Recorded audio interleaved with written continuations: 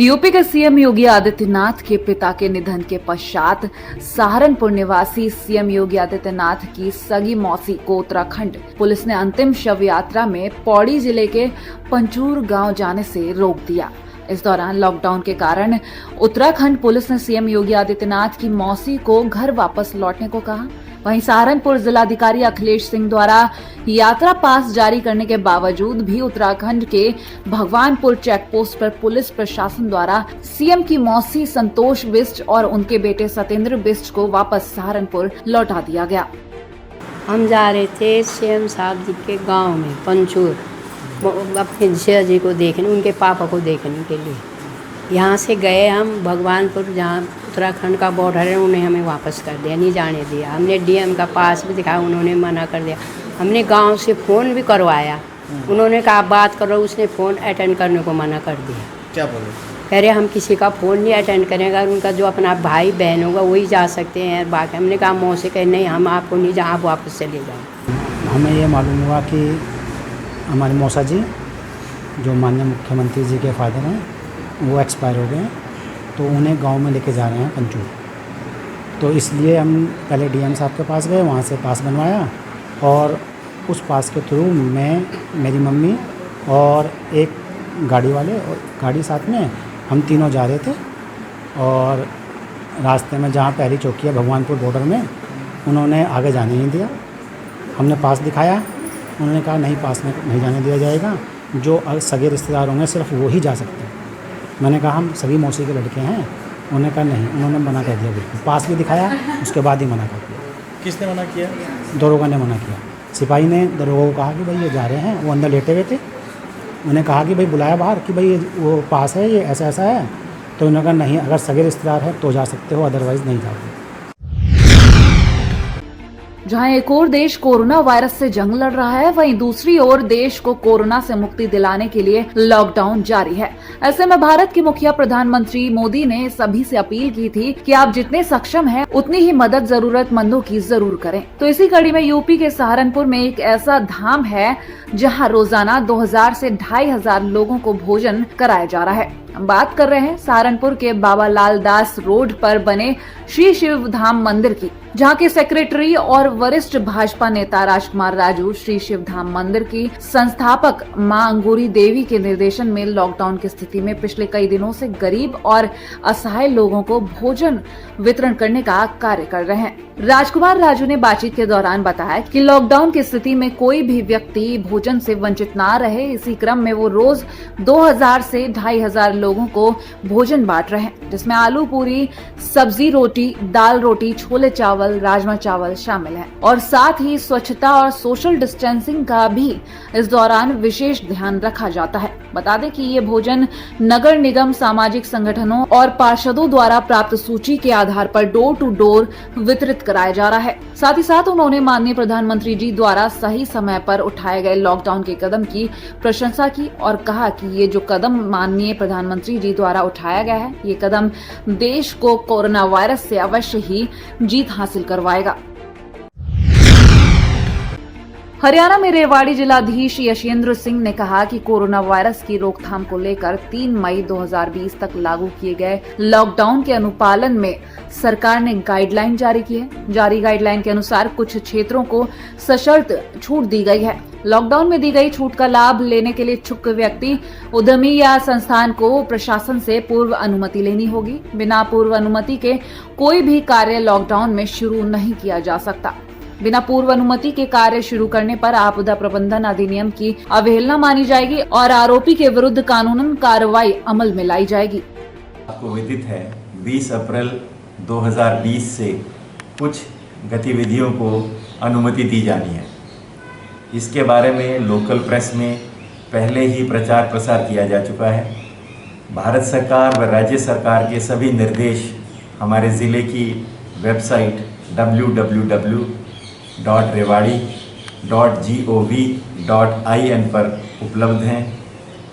और यदि किसी को इससे अधिक मार्गदर्शन चाहिए या कोई क्लैरिफिकेशन चाहिए तो उसके लिए 1950 यानी 1950 हमारे हेल्पलाइन नंबर पे फ़ोन किया जा सकता है। यूपी के रामपुर में शाहबाद के भरतपुर गांव में तेंदुए की दस्तक से दहशत का माहौल बन गया।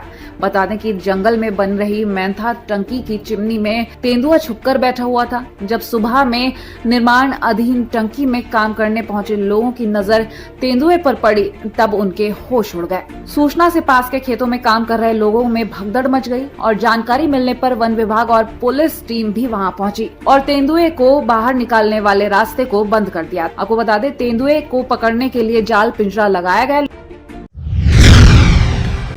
सीएम योगी आदित्यनाथ की पहल पर राजस्थान के कोटा में पढ़ने वाले बच्चों की घर वापसी का रास्ता साफ हो गया, जिसके चलते पीलीभीत जिले के 67 बच्चों की वापसी होनी है, जिसमें 31 बच्चे घर आ गए हैं। ये सभी बच्चे कोटा में कोचिंग संस्थानों में पढ़ाई करने वाले छात्र हैं, जो 3 स्पेशल बसों से वापस आए हैं, जिनको जिला प्रशासन ने होटल ग्रैंड शारदा में रुकवाया है, जहां पहले से मौजूदा जिला प्रशासन के लोग, स्वास्थ्य विभाग की पूरी टीम के साथ भारी भरकम पुलिस फोर्स भी वहां मौजूद थी। बता दें कि खुद जिलाधिकारी वैभव श्रीवास्तव इसकी अगुवाई कर रहे हैं। जैसे ही ये छात्र यहां पहुंचे, उन सभी की थर्मल स्कैनिंग की गई और सभी को सैनिटाइजर, मास्क भी दिया गया और जरूरी हिदायतों के साथ अब उन्हें उनके घर भेजा जा रहा है, जहां वो 14 दिन तक होम क्वारंटाइन में रहेंगे।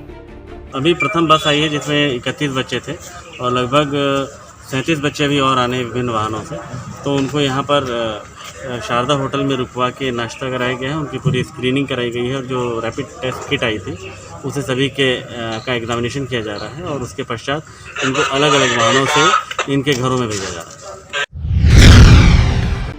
2 दिन पहले तेज आंधी और तूफान के चलते पाकिस्तान में करतारपुर साहिब नारोवाल गुरुद्वारा श्री करतारपुर साहिब के जो फाइबर से बने गुंबद उखड़ गए थे, वो फिर से बना दिए गए हैं। इस बात का खुलासा पाकिस्तान में बने गुरुद्वारा दरबार साहिब श्री करतारपुर साहिब के मुख्य ग्रंथी ज्ञान गोविंद सिंह ने किया। उन्होंने बताया कि गुंबद टूटने की फोटो सोशल मीडिया पर वायरल हुई थी, जिसके कारण विश्व भर के सिखों के दिलों को ठेस लगी थी।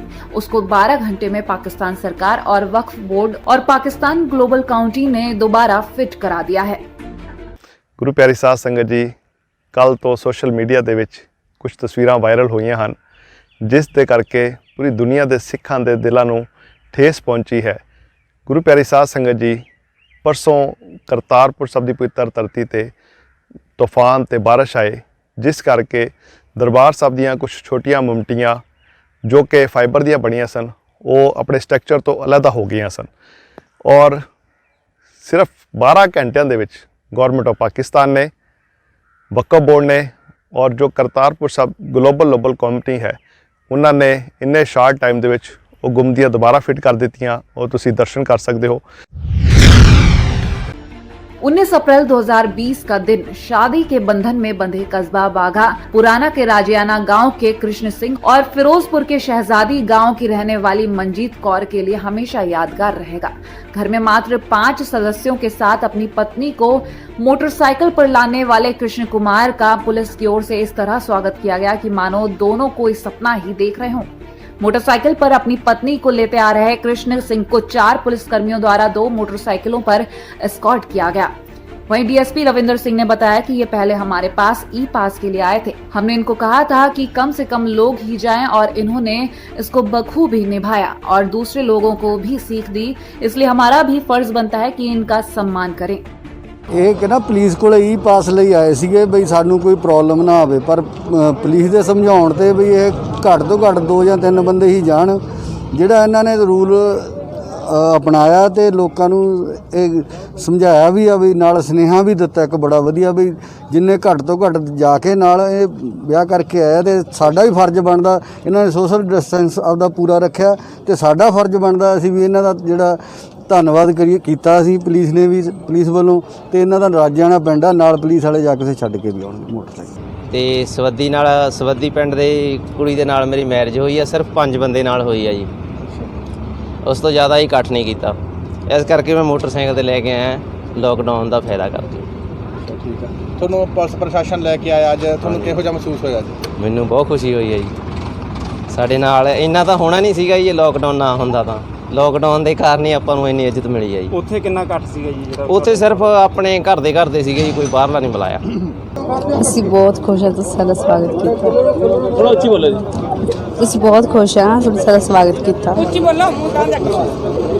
ਕਦੇ ਅਸੀਂ ਬਹੁਤ ਕਦੇ- ਖੁਸ਼ ਹਾਂ ਕਦੇ ਜ਼ਿੰਦਗੀ 'ਚ ਸੋਚਿਆ ਸੀ ਵੀ ਇਦਾਂ ਦਾ ਮਾਨ ਸਨਮਾਨ ਮਿਲੂਗਾ? ਨਹੀਂ ਸੋਚਿਆ ਸੀ। ਪੰਜਾਬ ਪੁਲਿਸ ਬਾਰੇ ਕੀ ਕਹਿਣਾ ਚਾਹੁੰਦਾ ਜਿਹੜੀ ਤੁਹਾਨੂੰ ਲੈ ਕੇ ਆਈ ਆ ਤੁਹਾਡਾ ਇੱਥੇ ਸਨਮਾਨਿਤ ਕੀਤਾ ਗਿਆ, ਕੇਕ ਕਟਵਾਇਆ ਗਿਆ ਤੁਹਾਡੇ ਤੋਂ? ਅਸੀਂ ਬਹੁਤ ਖੁਸ਼ ਹਾਂ, ਸਾਡਾ ਸਨਮਾਨ ਕੀਤਾ ਇਹਨਾਂ ਨੇ। कोरोना वायरस वैश्विक महामारी संक्रमण से बचाने के लिए यूपी में रामपुर जिला प्रशासन ने एक नई पहल की है कि लॉकडाउन के चलते बैंकों में लगने वाली भीड़ से बचने के लिए टोकन सिस्टम अप्लाई किया जाएगा, जिसमें प्रत्येक खाता धारक को विशेष नंबर का टोकन दिया जाएगा और वो बारी बारी ही बैंक में जा पाएंगे। इसके अलावा मोबाइल एटीएम वैन का भी इस्तेमाल करके लोगों को उनके मोहल्ले में ही एटीएम की सुविधा भी दी जा रही है। वहीं पोस्ट ऑफिस के भी लगभग 35 कर्मचारियों को door to door cash transaction की सुविधा उपलब्ध कराने के लिए लगाया गया है। साथ ही जिलाधिकारी रामपुर आंजनेय कुमार सिंह ने भी जनता से लॉकडाउन का पालन करने की अपील की है। वहीं उल्लंघन करने वालों पर जुर्माना लगाए जाने की भी उन्होंने बात कही है। बहुत ज़्यादा फ़ायदा है पब्लिक को, आम जनता के लिए, सबको। बस दफ़ा ऐसा होता है कि क्योंकि सख्ती भी है, पुलिस वाले भी नहीं जाने दे रहे, परमिशन नहीं है, और लॉकडाउन का सबको पालन भी करना चाहिए। कभी कभी ऐसा होता है बहुत सारे एटीएम में पैसे नहीं होते, तो जाहिर सी बात है जब मोबाइल एटीएम सर्विस है तो इसमें पैसे हैं, और हम लोग अभी जैसे हमको ही निकालने थे पैसे तो आसानी से निकल गए, कोई परेशानी नहीं हुई। इस लॉकडाउन के दौरान 2-3 चीज़ें खास तौर पे आ रही हैं। जो लोग बैंकों में जा रहे हैं और बैंकों के पास भीड़ लगा रहे हैं, उन सबसे मैं रिक्वेस्ट करूंगा कि हमने एक नया सिस्टम स्टार्ट किया है, जिसके तहत एक एक नंबर के लोग, जो खास नंबर के लोग लास्ट होंगे, उन्हीं को आप बुलाएंगे। तो कृपा करके सारे लोग, जिसका नंबर रहेगा, जिसको बैंक बताएगा कि इस नंबर के लोग ही केवल आएंगे और बुलाएंगे, और टोकन सिस्टम से ही केवल बाहर आएंगे। अगर किसी ने बिना टोकन सिस्टम के अगर कोई बैंक में जाता है तो उसके विरुद्ध जुर्माना लगाने के लिए हम बाध्य होंगे। कृपया इस बात को ध्यान रखें। रामपुर शहर में ऑलरेडी हम एटीएम, मोबाइल एटीएम वैन हम लेके जा रहे हैं। इसके अलावा पोस्ट ऑफिस से भी लोगों को 35 लोग ऐसे हैं जो घर घर जाके कैश की सुविधा प्रदान करेंगे।